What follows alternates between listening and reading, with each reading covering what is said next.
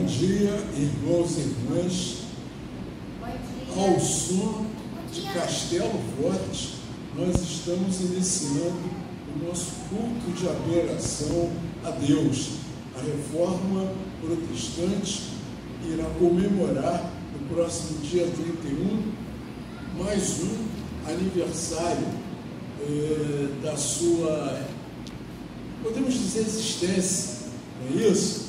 Então, em 31 de outubro de 1517, Martinho Lutero, ele coloca nas portas da igreja de Wittenberg as suas 95 teses, questionando os rumos que a igreja de então estava tomando. E a partir daí surge a Reforma Protestante. Podemos dizer que a partir daí a história começa a ser escrita de uma outra forma. Não é isso? Todos nós somos conhecedores do que vai acontecer com a história da humanidade a partir daí. Então nós iniciamos o nosso culto desta forma, damos então como palavra de saudação à igreja essa citação da Reforma Protestante. Eu quero convidar a igreja para se pôr de pé e façamos juntos a leitura do Salmo 63, versículos de 1 a 3, que se encontra na nossa liturgia na página 4 do boletim e também está projetada nos nossos monitores. Leamos. Ó Deus, Tu és o meu Deus forte, eu te busco ansiosamente. A minha alma tem sede de Ti, meu corpo te almeja, como terra árida, exausta, sem água. Assim eu te contemplo no santuário, para ver a Tua força e a Tua glória, porque a Tua graça é melhor do que a vida. Os meus lábios te louvam. Oremos. Senhor, nós te agradecemos porque estamos na Tua casa.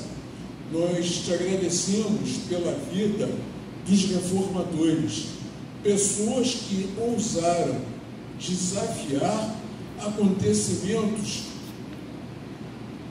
que ocorriam em seus dias e ousaram proclamar a Tua palavra, que ousaram, Senhor, pregar o Evangelho do Teu Filho Jesus de uma maneira forte, convincente e comovente.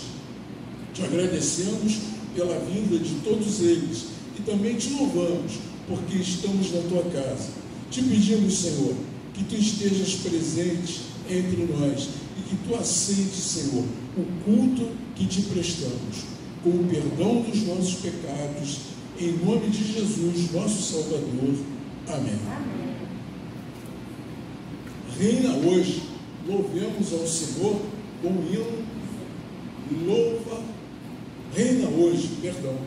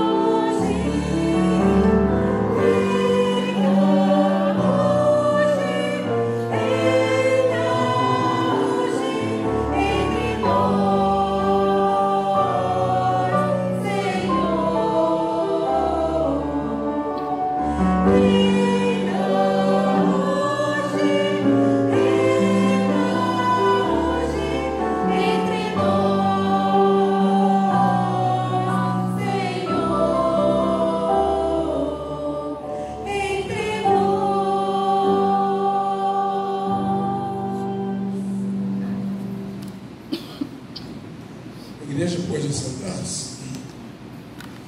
Eu convido a nossa irmã Caroline, ela vai contar para nós como foi o trabalho feito pelas nossas crianças, pela UCP da Igreja de Ramos, no domingo passado, na Quinta da Boa Vista.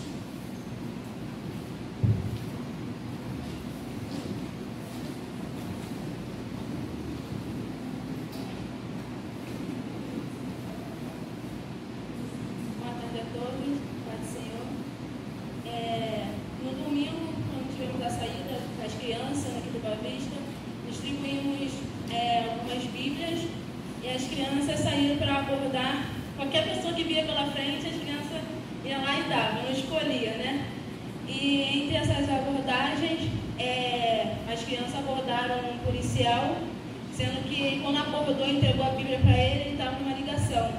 A gente seguiu evangelizando, depois ele chamou a irmã Vivi e chamou as crianças que estavam ali junto. Ele chorou, agradecendo pela Bíblia. Ele falou assim: nossa, eu creio que vocês foram enviados de Deus, porque eu estava doido para comprar uma Bíblia e não conseguia de jeito nenhum. Eu ia decidido que amanhã eu ia comprar uma Bíblia e vocês me deram uma. Eu agradeço porque aí ele começou a chorar, né? Eu fico até emocionado por eu ter ganhado essa Bíblia. Agradeceu, abraçou a gente, abraçou as crianças e outras pessoas também foram tocadas. E a gente até comentou entre as tias, se a gente abordar 50, um for tocado, a gente já ganhou o nosso dia, porque uma alma foi encontrada e se Deus permitir a vontade dele, vai ser transformada. E através dele, eu creio que ele contou para as pessoas da família, contou para a esposa se ele estivesse, e assim o Evangelho foi pegado, né? E as crianças saíam, queriam entregar, entregou 3, 4 Bíblias para a mesma pessoa, a gente ia lá, não, peraí, as crianças saíam correndo, a gente não sabia se olhava um, olhava outro, quando olhava outro, as crianças se perdiam, mas foi uma bênção, as crianças gostavam muito e pediu para fazer mais vezes, e foi isso, o dia foi uma bênção. Uma criança também que estava lá com os pais, saiu correndo para cantar com as crianças, para pular. A gente chamou, você não pode deixar ele junto, ele pulando, cantando, batendo palma. Mas foi uma bênção que possam vir mais outras vezes. Eu vou complementar a palavra dela, né? Muito obrigada por ter dado esse testemunho, né? Foi um domingo muito abençoado para nossas crianças. Nós fizemos um vídeo assim, seria passado depois, mas vamos aproveitar o momento.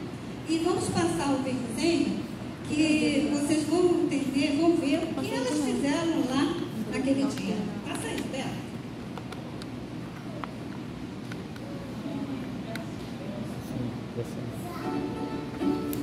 Na cruz eu vou,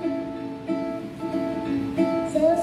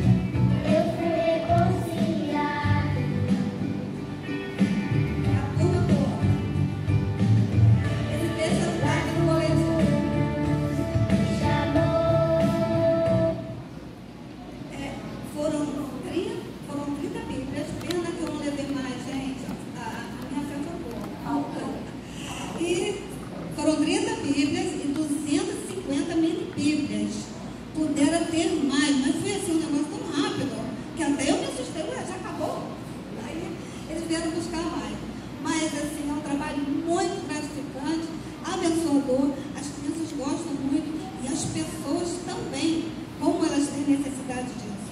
Vamos fazer outros eventos iguais a esse e gostaria até de ter um movimento da igreja também, para que a gente possa alcançar outras pessoas com o Evangelho de Jesus.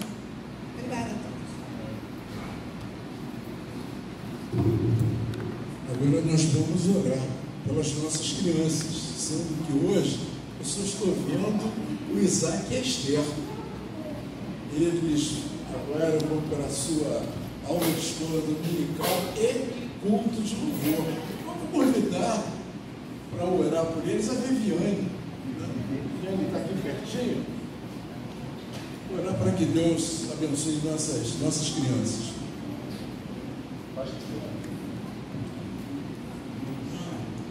Antes de orar, só para avisar a igreja que as crianças fizeram oferta no domingo passado, lá na Quinta do Boa Vista, e hoje elas estão entregando para as missões, tá? O Isaac colocou aqui, né, Isaac? Então vamos fazer oração? Como que a gente faz? Quando a gente faz oração? A gente junta as nossas mãos e fecha os nossos olhos. Então vamos orar? Querido Deus, Pai bendito, Pai de amor, aqui estão essas crianças na tua casa para louvar, bendizer o teu nome e aprender a tua palavra. Esteja com elas, Senhor, abra o coração dessas crianças e abra a mente dessas crianças para que elas possam aprender e espalhar o Evangelho de Jesus pelo mundo, Senhor. Em nome de teu Filho Jesus Cristo, nós te pedimos e te agradecemos. Amém. Amém.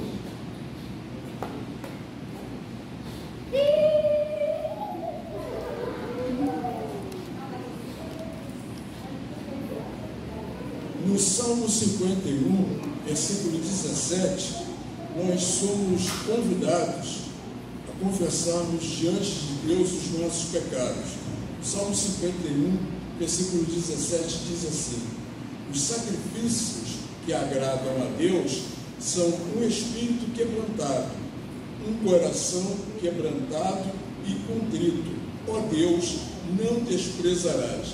Enquanto nós ouvimos o hino de número 67 ser executado pelo Rafael, estaremos orando silenciosamente, confessando diante de Deus os nossos pecados.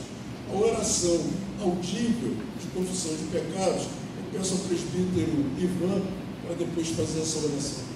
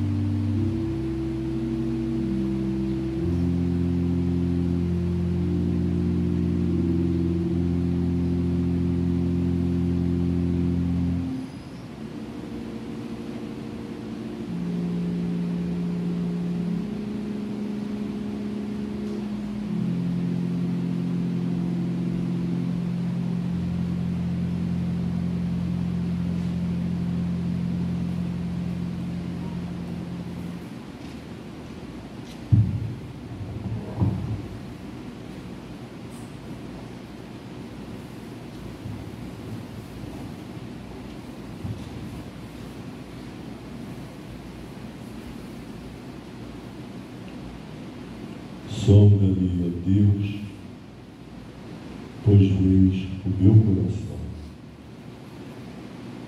Quão desafiador é este momento, no qual eu, desgraçado homem que sou, me achego à tua presença, para dizer para ti aquilo que tu já conheces, os pecados que cometi contra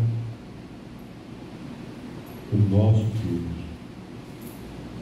sendo injusto, sendo mal, não praticando a tua vontade.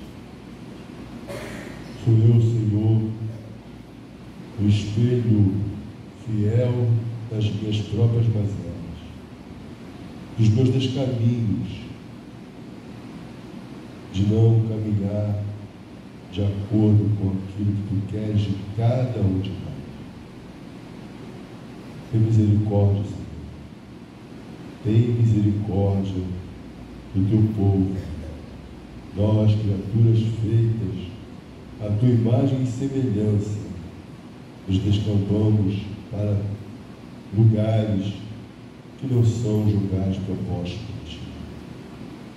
Da desavença, da falta de amor, do estender as nossas mãos para com os nossos próximos, da infidelidade para com as Escrituras Sagradas, da traição que fazemos ao nosso Deus único e verdadeiro. Senhor, são pecados e nós pecados cometemos contra ti. Há, no entanto, um alívio que vem ao nosso coração quando sentimos a tua manifestação e percebemos, ó Deus, que tu atendes às nossas orações e que tu perdoas pecados. Isso traz, Senhor, conforto, paz, segurança e experimentarmos a tua misericórdia sobre cada um de nós. Dá, Senhor, que a nossa vida seja uma vida impoluta, afastando-nos do mal, vivendo dignamente na tua presença e testemunhando que Cristo é o nosso Senhor, o nosso libertador e salvador, e é em teu nome que nós oramos. Amém.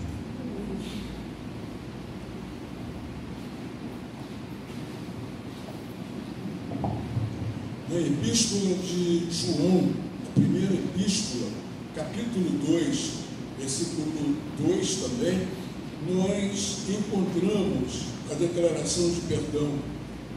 E o texto diz o seguinte: e ele é a propiciação pelos nossos pecados, e não somente pelos nossos, mas também pelos de todo o mundo. Eu acho que hoje nós não temos visitantes, né? Somos todos de casa. Vamos procurar trazer visitantes, né? Convidar os nossos amigos, os nossos vizinhos para virem à nossa igreja, né? Para conhecerem a nossa igreja. Eu acho que nós estamos precisando começar a fazer isso, né? Avisos à igreja. Alguém tem algum anúncio, alguma coisa assim muito importante que não esteja no boletim, quer trazer para a igreja, é esse o momento. Ninguém? Bom, dízimos. Nós somos convidados a entregar os nossos dízimos. Culto da Reforma será realizado dia 31 na Igreja Presbiteriana da Freguesia. É um culto promovido pelo Sínodo da Guanabara, às 19h30. 19h30. Igreja da Freguesia, não é difícil a gente chegar lá, não. Para quem vai de carro, linha amarela, colocou no Waze, é bem tranquilo chegar lá. É um templo muito bonito, muito simpático, né? E para quem ainda não foi lá, seria a oportunidade de conhecermos mais uma comunidade da Igreja Presbiteriana do Brasil. Então fica esse convite. Voltando aos dízimos, nós somos convidados, através do livro de 1 Crônicas, capítulo 16, versículo 29, a entregarmos os nossos dízimos. Deem ao Senhor a glória devida ao seu nome. Tragam ofertas e venham à sua presença. Adorem o Senhor no esplendor da sua santidade. Fiquemos de pé, louvemos ao Senhor, cantando o hino Sempre Vencendo, o hino de número 49, do Inário Novo Cântico. E, enquanto louvamos ao Senhor, traremos ao gasofilaço os nossos dízimos e ofertas.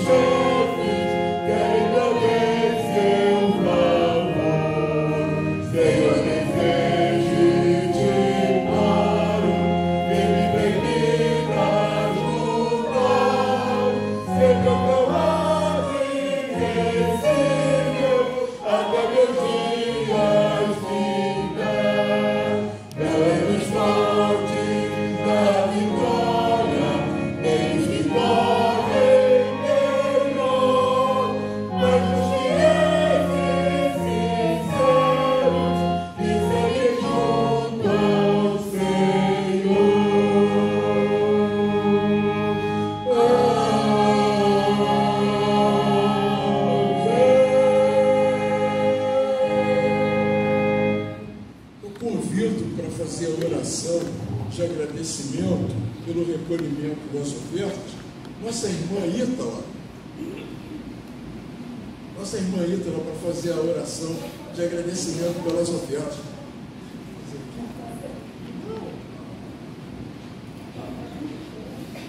É que todos nós vamos ouvir a sua voz.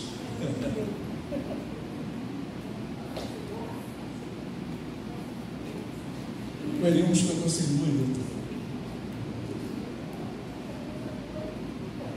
Senhor, nosso Deus e nosso Pai, graças te damos, Senhor, por estarmos unidos aqui na tua casa para louvar e bendizer o teu nome. Te agradecemos, Senhor, pelas ofertas trazidas, Senhor, que possas abençoá-las e sejam bem aplicadas no teu reino, Senhor. Graças te damos por tudo que tens feito por nós. Nós te louvamos e te bendizemos em nome de Jesus, o nosso Salvador. Salvador. Amém.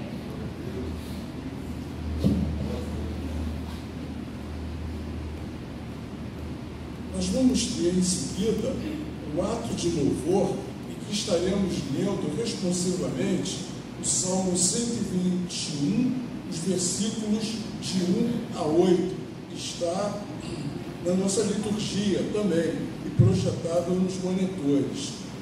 Elevo os olhos para os montes, de onde me virá o socorro? Meu socorro vem do Senhor, que fez o céu e a terra. Ele não permitirá que os teus pés vacilem, não dormitará aquele que te guarda. É certo que não dormita, nem dorme o guarda de Israel. O Senhor é quem te guarda, o Senhor é a tua sombra, a tua direita. De dia não te molestará o sol, nem de noite a lua. O Senhor te guardará de todo mal, guardará a tua alma. O Senhor guardará a tua saída e a tua entrada, desde agora e para sempre. Louvemos ao Senhor com a canção ao único adoramos.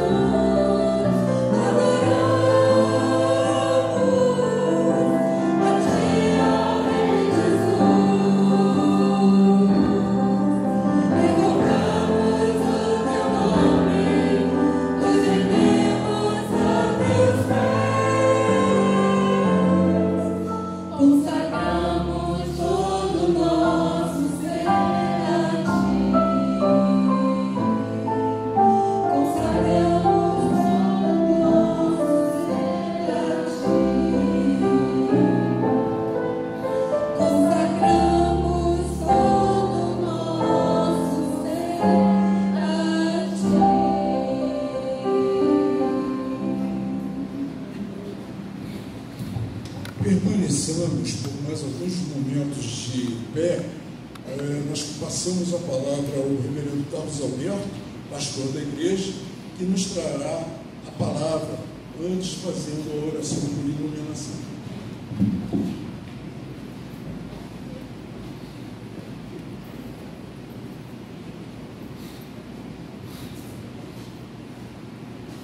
Quero convidar a amada igreja para que possamos abrir em Oséias, profeta Oséias, profeta menor, Oséias, capítulo 1, do verso 1 ao verso 2, perdão, do verso 2, verso 3. Oséias, capítulo 1, verso 2 ao 3. O profeta menor Oséias fica localizado após o profeta maior Daniel.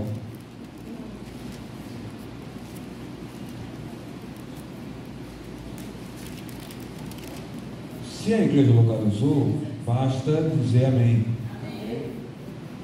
Diz assim a palavra do Senhor: quando pela primeira vez falou o Senhor por intermédio de Oséias, então o Senhor lhe disse: vai, toma uma mulher de prostituições e terás filho de prostituição, porque a terra se prostituiu, desviando-se do Senhor. Foi-se, pois, e tomou a Gomer, filha de Diblaim, e ela concebeu e lhe deu um filho. Que a igreja do Senhor possa tomar assento neste momento.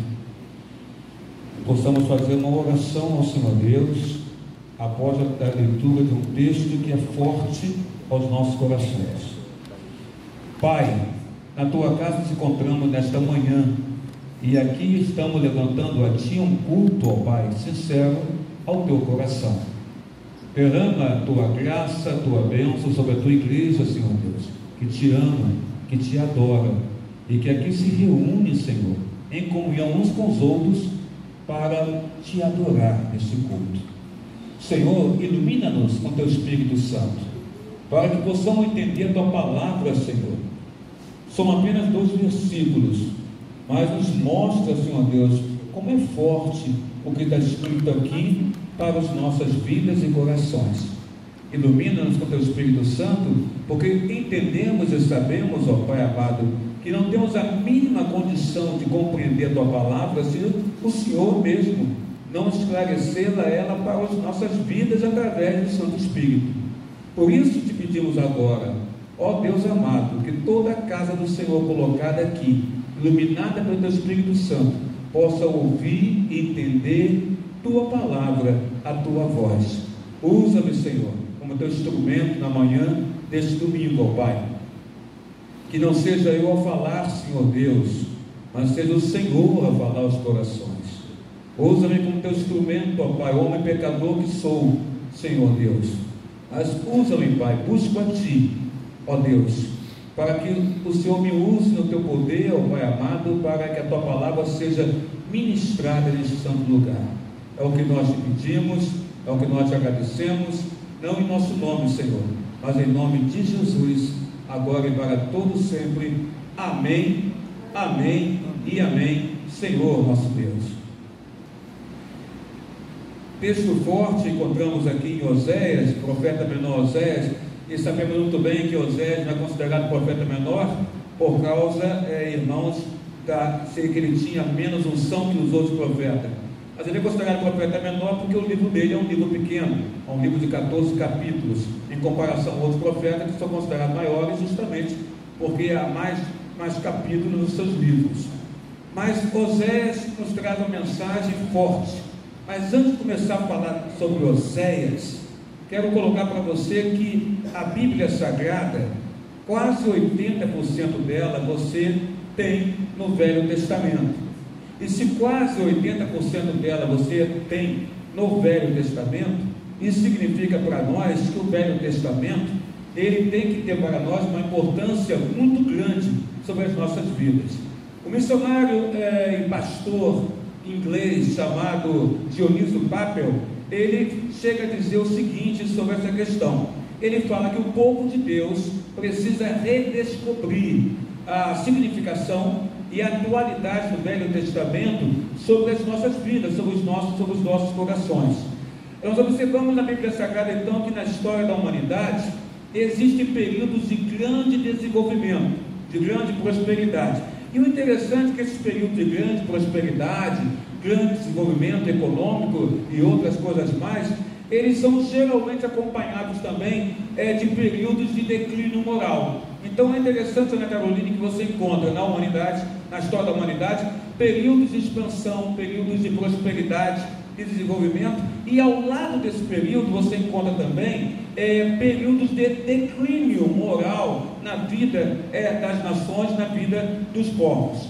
Nós encontramos então o reinado de Jeroboão II. Jeroboão II era o rei de Israel. E o reinado de Jeroboão II experimentava um desenvolvimento econômico. Havia prosperidade em Israel. E eu digo até que havia prosperidade em Israel jamais visto desde o tempo do rei Salomão, filho de Davi. Mas no reinado de Jeroboão II, ou Jeroboão II, há esse desenvolvimento. No período do reinado de Jeroboão, você encontra casas de veraneio sendo construídas pelo povo de Israel. No período do reinado de Jeroboão II, você encontra produtos estrangeiros chegando no mercado de Israel e sendo ali vendidos também. No período do reinado de Jeroboão II, a vida luxuosa tornou-se obsessão de Israel. O povo de Israel tinha prazer e obsessão por uma vida luxuosa. Em Israel, então, nós encontramos uma minoria que tinha acesso à boa vida, e nós encontramos uma maioria dos cidadãos de Israel lutando para sobreviver.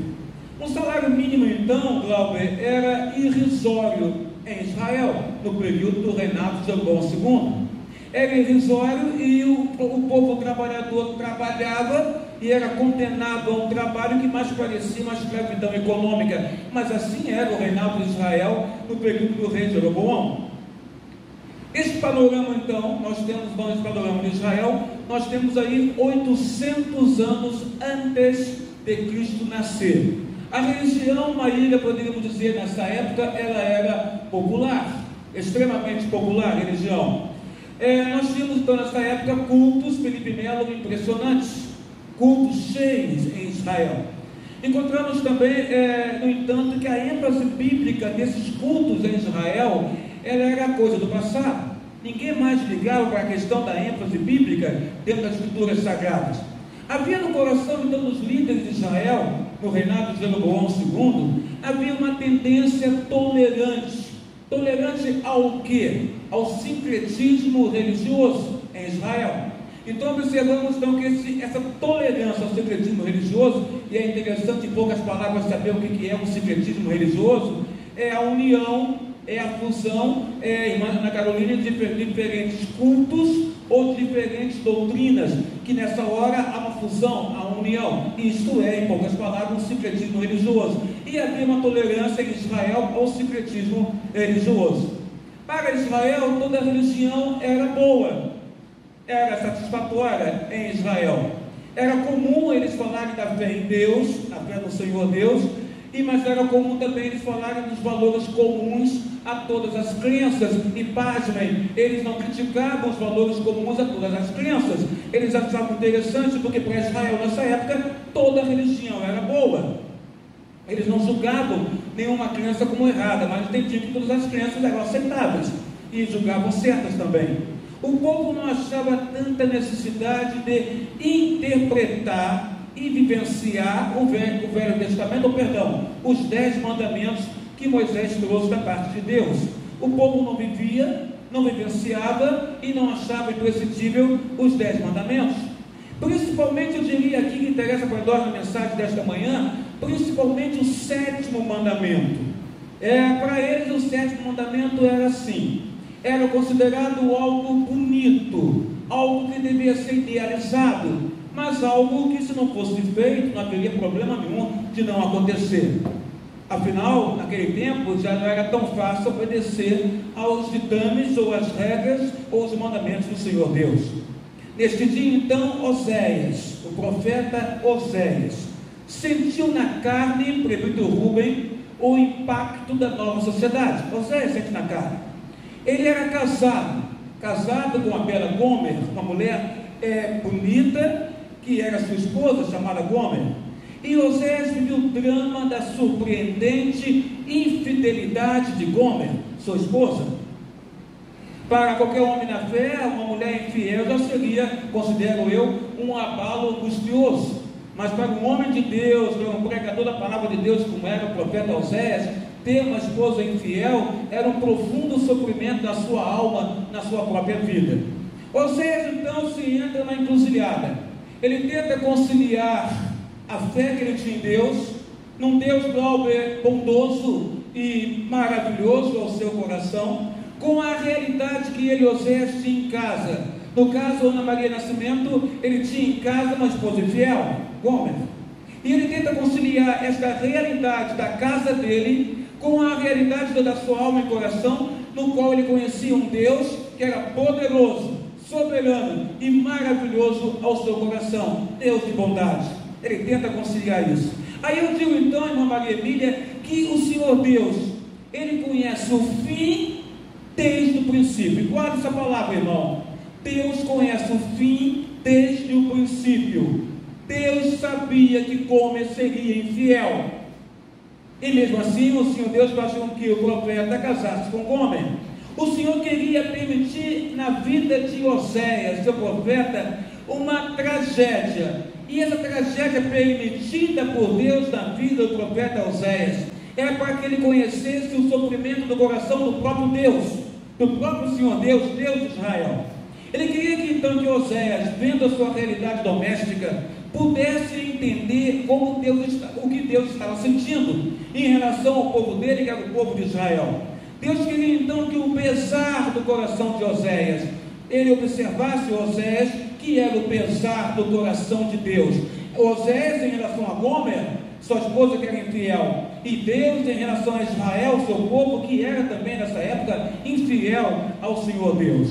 Portanto, então, a Bíblia Sagrada nos mostra Deus falando com Oséias, capítulo 1, vamos repetir, verso 2 e 3. Quando pela primeira vez falou o Senhor Deus por intermédio de Oséias, então o Senhor Deus lhe disse: vai, Oséias, toma uma mulher de prostituições e terá filhos de prostituição, porque a terra se prostituiu, desviando-se do Senhor. Foi-se, pois, então Oséias e tomou a Gomer, filha de Diblaim, e ela concebeu e deu à luz a um filho. Oséias se submete então à realidade crua e nua das circunstâncias, para aprender o que Romanos 8, verso número 28 nos ensina, pela boca do apóstolo Paulo. Ele aprende então que todas as coisas contribuem para o bem daqueles igreja que ama ao Senhor Deus. É que Oséias vai aprender com essa realidade. As entrelinhas do primeiro capítulo, observamos então como Oséias vivia diariamente a mensagem de Deus. A mensagem do livro do Rubem que Oséias estava passando para o povo de Israel, na verdade ele estava vivendo em casa, vivendo na sua vida, no dia a dia da sua vida com a sua esposa Gomer. E isso fazia com que Oséias entendesse perfeitamente o coração do Pai, o coração de Deus em relação ao povo de Israel. Entendemos então que essa vivência de Oséias em casa mostrava a ele como o coração de Deus estava. Para Oséias, igreja, nasce 3 filhos, aos quais ele deu aos 3 filhos os mais estranhos e possíveis nomes Felipe Melo que poderiam existir. Oséias dá aos seus filhos. Ao primeiro filho, Jezreel dá Oséias o primeiro filho. Mas Jezreel é o nome de uma cidade famosa, irmãos, famosa por uma atrocidade realizada nesta cidade. Seria, presbítero Ivan, um pastor colocar o nome do seu filho de Sodoma ou de Gomorra, que nós crentes sabemos, Felipe Melo e Ana Caroline, que são nomes terríveis de cidades que se deixaram levar e decaíram moralmente. Seria a mesma coisa. Então Deus fala: Oséias, você vai colocar o nome do seu filho de Jezreel. É assim que o Senhor Deus coloca. Verso 4, capítulo 1, para você poder acompanhar. Continua com a sua Bíblia aberta, amado, seja no celular, ou seja, a Bíblia impressa.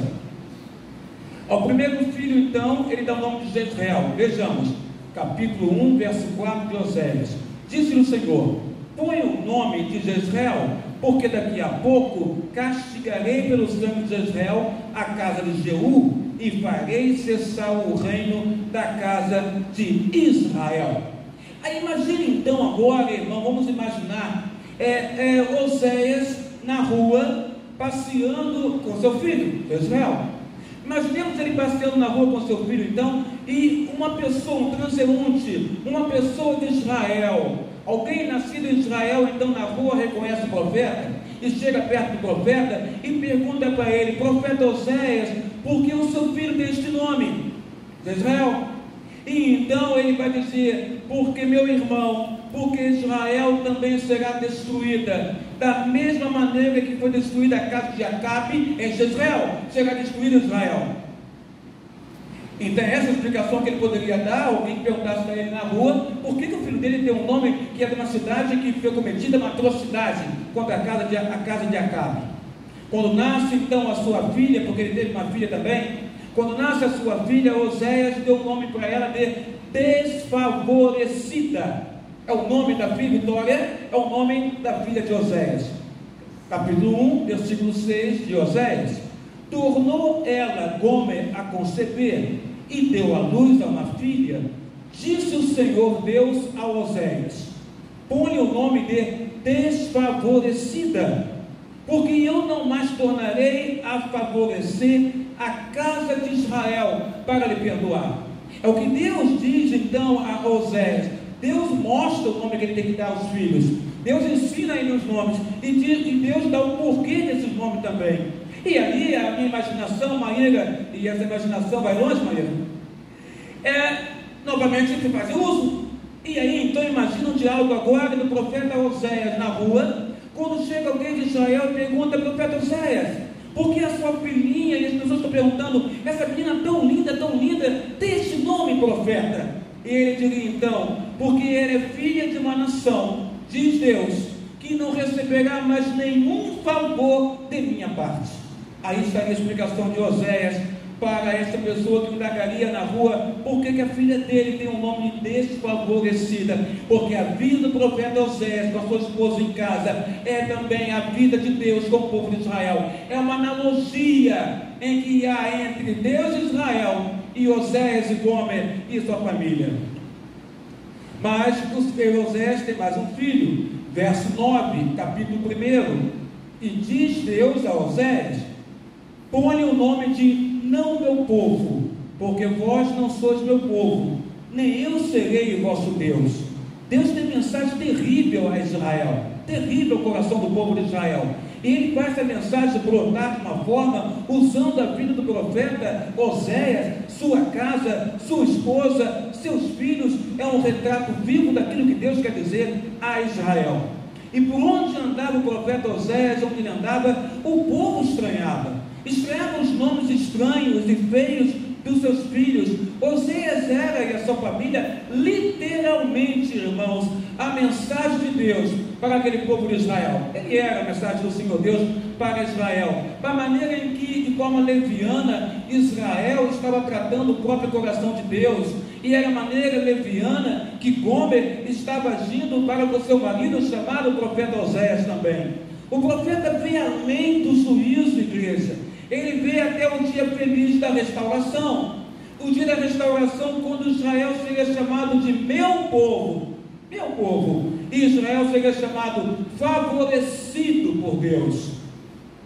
Nas pregações de Oséias, então, existe uma séria, farta analogia entre a mulher infiel dele e a nação de Israel. Como, irmãos, foi uma mulher seduzida pelas nações, pelas atrações do mundo, pelas nações da terra. Como foi uma mulher que foi seduzida pelos artigos de luxo e que ela obtinha com seus favores sexuais. No versículo 5 de Oséias, capítulo 2, você acompanhando a Bíblia Sagrada, você vai ver isso acontecer. Diz assim: pois sua mãe se prostituiu, aquela que os concebeu, ouve-se torpemente, porque diz: irei atrás dos meus amantes, que me dão meu pão, a minha água, a minha lã, o meu linho, o meu óleo e as minhas bebidas. E quando ela não achou mais fregueses para ela, Gomer, resolveu voltar para o seu marido, o profeta Oséias. Lá no versículo capítulo 2, versículo 7. Acompanhe. Ela diz assim, a Bíblia fala: ela irá em seguimento dos seus amantes, porém não os alcançará.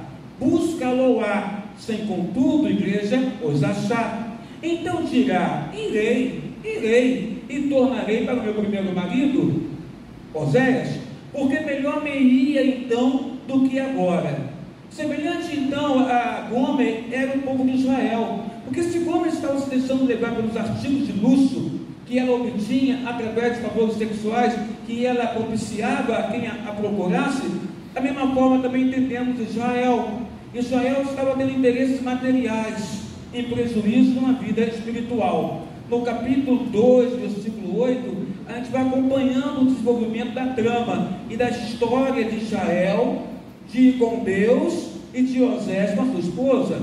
No verso 8, capítulo 2, a Bíblia fala assim: ela, pois, não soube que é eu que lhe dei o trigo, que lhe dei o vinho, que lhe dei o óleo, e lhe multipliquei a prata e o ouro, que eles usaram para Baal.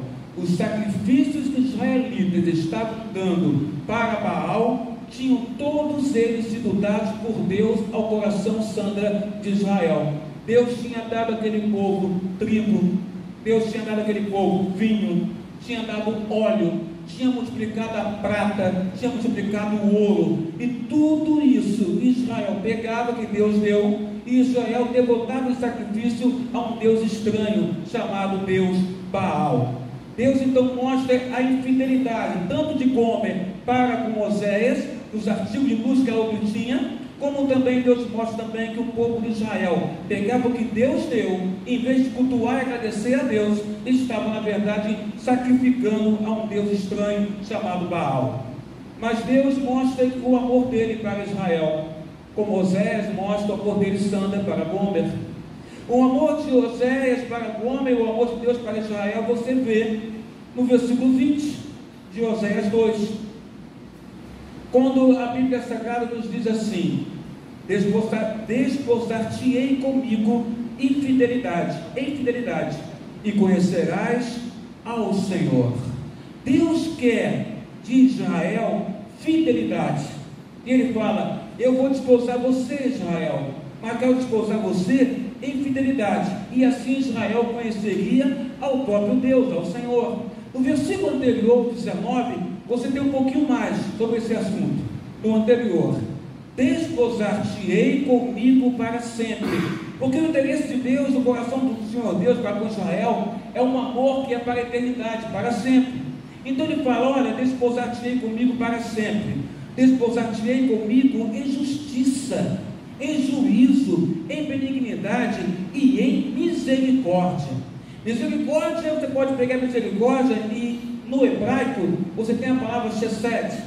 Chesed, que significa em português misericórdia, se entende dessa palavra um amor que é constante e que é leal. O que Deus queria de Israel é que o amor de Israel fosse constante, fosse leal, fosse um amor fiel realmente ao coração de Deus, porque Deus era assim para Israel: fiel, constante, extraordinariamente amoroso e perdoador para o seu povo de Israel. E Deus queria que Israel também tivesse o mesmo para com ele: chesed, misericórdia, constância, lealdade no amor.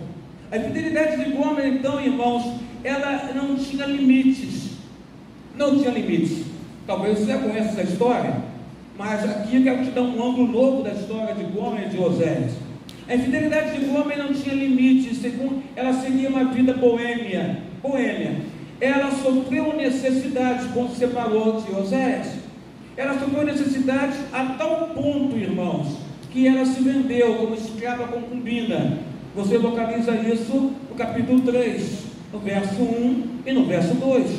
Gomer sofreu necessidades quando se afasta de Oséias, e ela então se vê a tal ponto necessitada para viver, que ela se vende como uma escrava concubina. E o Senhor Deus fala em versículo 1, versículo 2 do capítulo 3: vai, outra vez, ama uma mulher amada do seu amigo e adúltera, como o Senhor ama os filhos de Israel, embora eles, filhos de Israel, olhem para outros deuses e amem bolos de passas. Comprei-a, diz o Senhor, pôs para mim, pôs 15 peças de prata e 1 homem e meio de cevada. Gomer tinha se vendido como escrava concubina na hora que passa necessidade, quando havia se separado do profeta Oséias. Mas o amor de Oséias, ele é tão leal e tão constante, imitando o amor de Deus para com Israel, que então ele vai atrás dela, de Gomer, e Deus ordena a ele, prefeito Rubem, compre sua esposa de volta, compre Gomer, traga ela de volta, Deus, Senhor Deus. E então esse amor tão leal faz com que ele vai e ele a compra do novo senhor dela, Gomer, porque agora ela é uma escrava concubina, e Deus manda então Oséias comprá-la desse senhor, e Oséias vai, compra Gomer desse novo senhor dela. Este amor redentor fez com que ele levasse novamente a sua esposa para dentro da sua casa, apesar das traições, apesar da infidelidade, apesar de ter saído de casa, apesar de ter se vendido como escrava concubina para outro homem. Oséias vai, atende o que Deus fala para ele, e esse amor de Oséias constante e leal, obedecendo a Deus e amando a Gomer, faz com que ele compre ela de volta, e ele traz ela de volta para a sua casa. Mas agora ela volta não na condição de esposa, ela não teria os privilégios de esposa, ela não dormiria no mesmo quarto de Oséias, ela não ficaria na mesma cama de Oséias, mas ela voltaria para casa encarregada dos assuntos domésticos da casa, diz o profeta Oséias. E aí Israel, infiel a Deus, mostra essa questão de ela chegar em casa e não mais ser esposa, e agora ela dormir em outro quarto, e ela está apenas encarregada dos assuntos domésticos. Mostra numa comparação Israel, infiel a Deus, ao Senhor Deus, perdendo também os seus privilégios. Quando Israel ficou no exílio na Síria, quando o Senhor Deus permite a invasão de Israel, quando o Senhor Deus permite a destruição do reino do norte, do reino de Israel, através da Síria, através do rei Pul da Síria, entrando em Israel, entrando em Samaria e causando destruição em Samaria, capital de Israel, capital do reino do norte. Então Gomer, voltando para casa, não para ser esposa, mas para ser encarregada dos assuntos domésticos, é Israel, saindo de Israel, saindo de Samaria e indo ficar no exílio na Síria, porque no exílio não haveria Israel de ter um rei. Foi destruído o reino do norte, ano 722 a.C.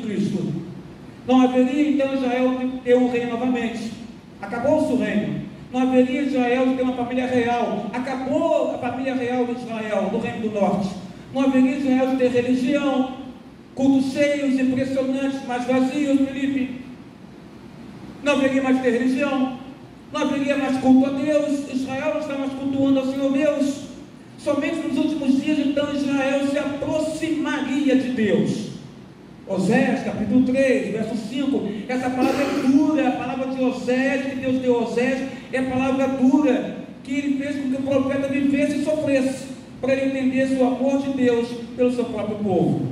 Oséias 13, verso 5 diz assim: depois tornarão os filhos de Israel e buscarão o Senhor, seu Deus, e a Davi, seu rei, e nos últimos dias, tremendo, se aproximarão do Senhor e da sua bondade. A religião divorciada da moral se define biblicamente como uma prostituição espiritual. Guarda essa palavra, irmão e irmã. A religião divorciada da moral, ela vai se definir em termos de Bíblia Sagrada como prostituição espiritual. Oséias 5, verso 4. Seu proceder não lhes permite voltar para o seu Deus, porque um espírito de prostituição está no meio deles e não conhece ao Senhor. Irmãos, veja isso acontecendo em Israel, terra do Senhor, no reino do norte. O Senhor Deus coloca e diz: há um espírito de prostituição no meio do povo de Deus de Israel, de tal forma que eles não conseguem se achegar a Deus. Eles se achegam a outros deuses, mas se esquecem do Criador, do Deus que levantou aquela nação, aquele povo. Então o Senhor fala pela boca de Oséias: há um espírito de prostituição e não conhecem ao Senhor. E isso é demonstrado pela vida de Gomer, com o próprio profeta Oséias. E isso Deus mostrava a vida de Gomer com Oséias, é Israel para com o Senhor Deus. em resposta então à pregação de Oséias, algumas pessoas em Israel começaram a professar a fé e havia conversão. Oséias 6, verso 1: vinde e tornemos para o Senhor, porque Ele nos despedaçou e nos sarará.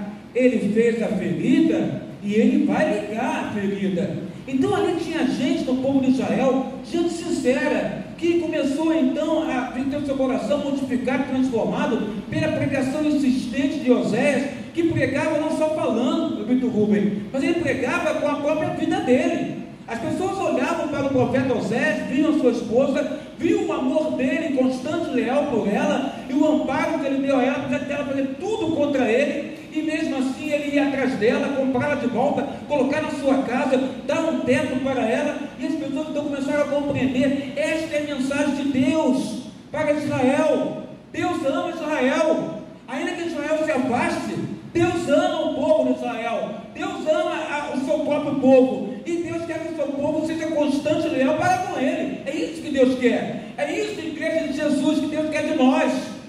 Ana Caroline, constância, lealdade, temor, fervor, é isso que Deus exige de nós. É isso que temos demonstrado, Lauber, a Ele, o Criador, o nosso Deus. Devemos nossas vidas ao Senhor, devemos ser gratos ao Senhor Deus, agradecer ao Rubem Presbítero cada dia que amanhecemos com vida, agradecer a Ele, Maria Emília, e dizer: obrigado, meu Senhor, pela minha casa, pela minha vida, pela minha família, pela minha igreja. Agradecer ao Senhor Deus. Cessate, misericórdia, constância e lealdade. O arrependimento de Israel, irmãos, ele era passageiro. O nosso não pode ser, porque a Bíblia fala isso para nós. Oséias 6, versículo 4: que te farei, ó Efraim? Que te farei, ó Judá? Porque o vosso amor é como uma nuvem de manhã, como o orvalho de madrugada, que cedo passa. Então Deus olha, Ana, Ele olha para Israel, Ele quer estar com Israel, e Ele vê então que o amor de Israel é como uma nuvem de neblina de manhã. Você abre a janela, está a neblina na Maguemilha, e de repente você abre a janela de novo e a neblina na Maguemilha já não está mais lá. Assim é o amor do povo de Israel. E Deus fala isso: é como um orvalho, é como um orvalho de madrugada que cedo passa. Então Deus vê isso em Israel também, um arrependimento passageiro como uma nuvem da manhã. Eu digo para você nesta manhã de domingo, quer saber como Israel, a nossa sociedade brasileira, a sociedade em toda parte da terra, hoje está vivendo uma religião acomodatícia, ou melhor, uma religião quase que acomodada, uma religião que não impõe restrições, uma religião que não impõe restrição à vida social, à vida sexual, à vida econômica. Os israelitas estavam vivendo esse métier, esse viés, e Deus está vendo isso, e Deus está incomodado, e Deus então levanta Oséias, e Deus fala: Oséias, você vai viver o que eu estou vivendo, para que quando você pregar, você mostre verdade para o povo de Israel. O profeta Oséias então ainda era um profeta de coração quebrantado, contrito, quebrantado por Gomer. Ele amava a esposa dele, ele queria na Maria, ela amava Gomer, por toda a traição que ele sofreu, ele amava Gomer. O coração dele estava quebrantado para aquela mulher. Então ele chega a entender o sofrimento divino de Deus por Israel. Ele chega a entender a apostasia de Israel, a renúncia à fé de Israel, como maltratava o coração do divino, do Criador, do Senhor nosso Deus. Então ele contemplava o triste fato que a infidelidade de Israel não era um desvio temporário, igreja do Senhor Jesus, mas era, na verdade, crônico. Israel, de forma crônica, Glauber, estava se afastando do Senhor Deus. Por isso o reino do norte foi destruído pelos assírios, entrando naquele lugar. O coração do homem determina a sua conduta. Repito, o coração do homem determina a sua conduta, mas o coração de Deus é diferente, porque o coração de Deus, ele é cheio, Laurita, de amor nos nossos corações. Assim é o coração de Deus, é o coração do nosso Senhor. E a Bíblia fala para nós isso, está em Oséias 11. Vai prosseguindo a leitura, irmão. Oséias 11, verso 8, verso 9. Deus fala: meu coração está comovido dentro de mim, as minhas compaixões a uma se acendem, diz o Senhor. Não executarei o furor da minha ira, não tornarei para destruir a Efraim, porque eu sou Deus e não homem, o santo no meio de ti, não voltarei em ira, diz o Senhor Deus. Deus está andando no meio de Israel, e Deus dizendo: não executarei o furor da minha ira, não tornarei para destruir Efraim, porque eu sou Deus e não homem, eu sou o santo no meio de ti. E eu digo nesta manhã, queridos irmãos, o Senhor Jesus, o Santo de Deus, anda no meio desta casa, dessa congregação. Ele anda no nosso meio, aqui é Jesus que anda nesse santuário.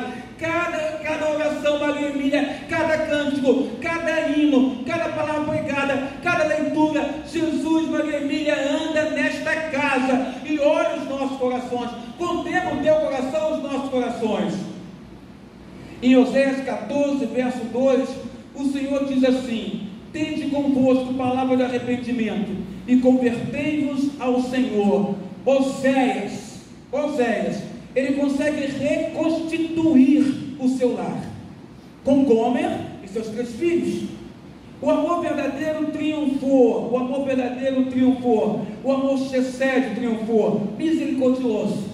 Oséias, o profeta de coração quebrantado e pleno de amor perdoador, clamou o povo ao arrependimento. Por isso que ele fala: tende convosco palavra de arrependimento e convertei-vos ao Senhor, diz o profeta Oséias, capítulo 14, versículo 2. Eu digo que no sentido geral, nós crentes devemos olhar para os nossos corações e devemos olhar para Deus.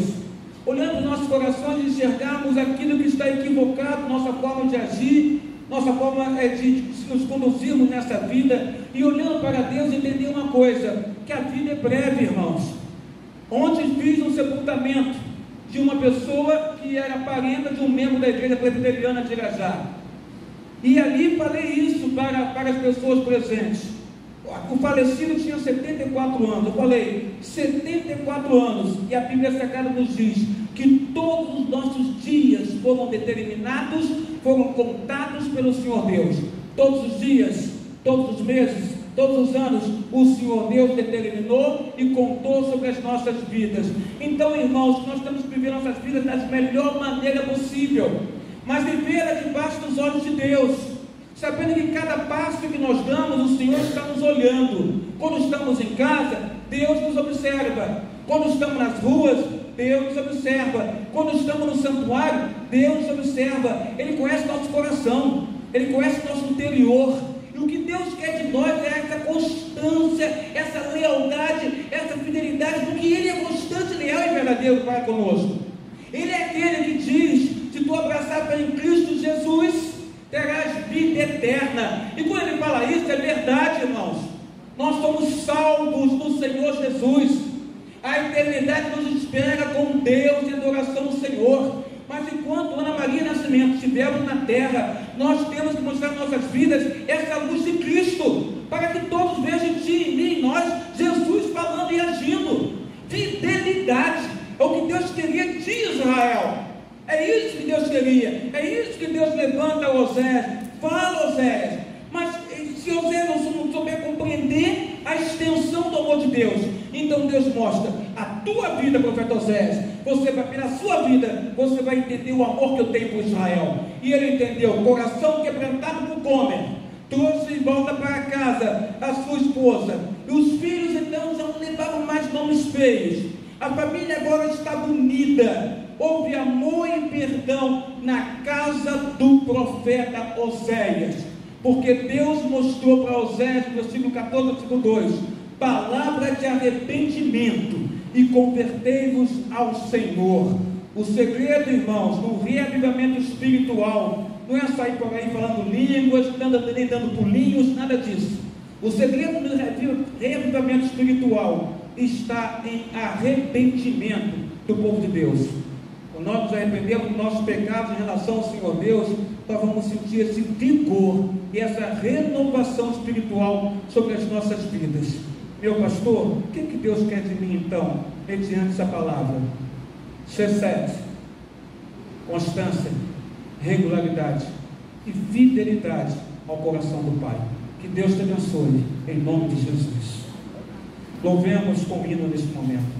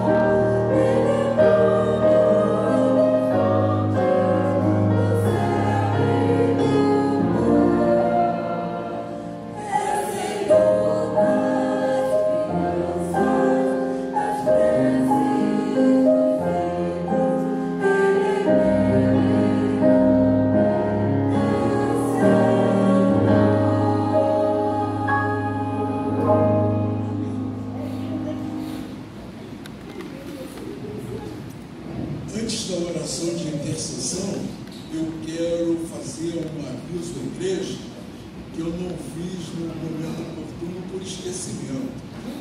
Em primeiro lugar, Nossa igreja tem um canal no YouTube. A internet tem sido usada para disseminar notícias falsas, por uma série de coisas. Mas ela pode ser usada também como motivo de bênção. E esse canal que a igreja tem no YouTube, nós temos que divulgar. Por exemplo, nossos irmãos Felipe e Caroline estão gravando o culto dessa manhã, que dentro de algumas horas estará disponibilizado nesse canal do YouTube. Então vamos divulgar esse canal que nós temos.